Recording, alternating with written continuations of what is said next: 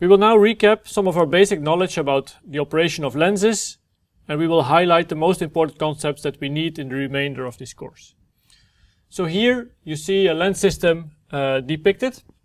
In blue we have the lens plane. Note that this holds as long as we look at a thin lens, so we look at a thin lens approximation. We have an object depicted with the arrow here of height h object at a specific position u from the lens plane, and the lens is characterized by a focal distance f, meaning we have a focal point before and a focal point after the lens at equal distances. Now the lens will provide an image of the object on the other side of the lens, and we can see the position of this image by tracing the ray that goes through the center of the lens, tracing the ray that goes parallel to the axis, and then at this position from the lens plane on goes through the focal point on the other side of the lens, and the position where both cross is the equivalent point of the object, but then in the image plane. And of course we have a similar line going through the focal point on this side of the lens and then traveling parallel to the optical axis, also crossing this point. Now if we have a focal distance f and we have an object distance u, the object will be at a position v, where the relation between u, v and f is given by the famous Lensmakers equation, stating that 1 over the focal distance equals 1 over u plus 1 over v. We should also note that the same ray tracing we can do for every position on this object, so that we in fact retrieve the image that we have here. The only difference will be the point on the axis, where the ray tracing would lead to rays crossing the axis on the position of the image on the other side of the lens. Now in this image we can depict some of the angles that are important in our further derivations. First, we see that the angle with which the central ray traveling through the center of the lens crosses the axis on this side of the lens, if we depict it by beta, should be the same as the angle on the other side of the lens, depicted by beta. Further, we see that we have an opening angle of the rays traveling on this side, which we call alpha object, so the opening angle on the object side, and we also have a different angle on this side of the lens, depicted by alpha image. Note that the image will either be a magnified version of the object or a demagnified version of the object, leading also to a change in opening angles that we have on both sides of the lenses.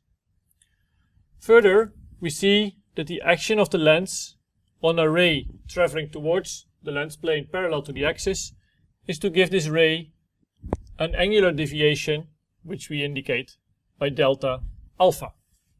We can now see that we have a relation for the angles beta that we have here.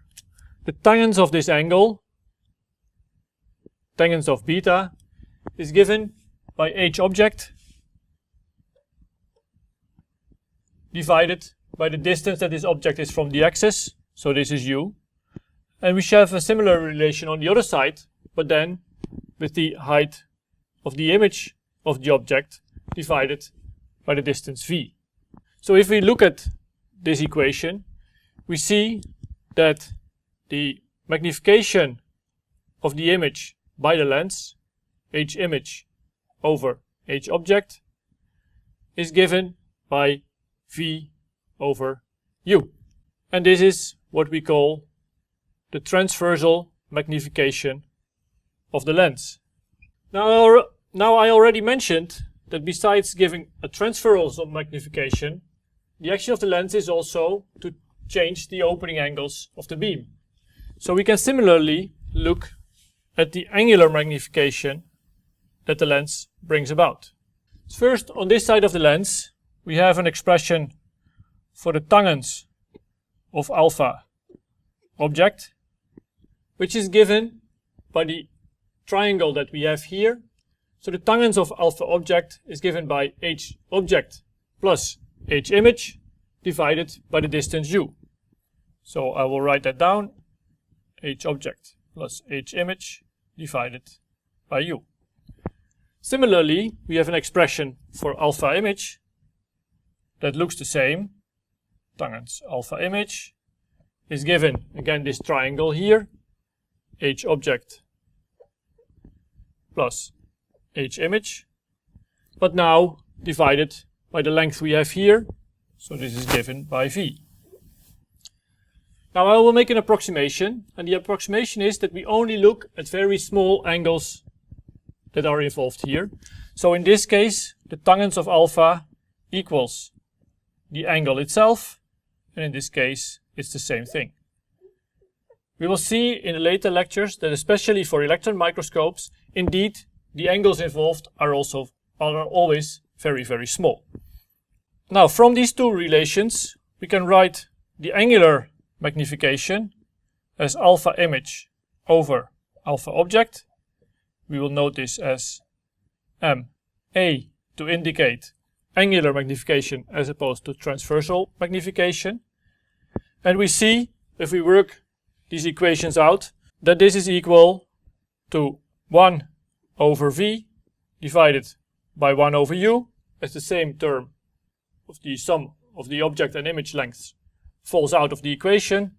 And of course this equals U over V. So the angular magnification is 1 over the transversal magnification. So for now, these are the three equations to recall: the Lensmakers equation, the equation for the transversal magnification, and the relation between the transversal magnification and the angular magnification.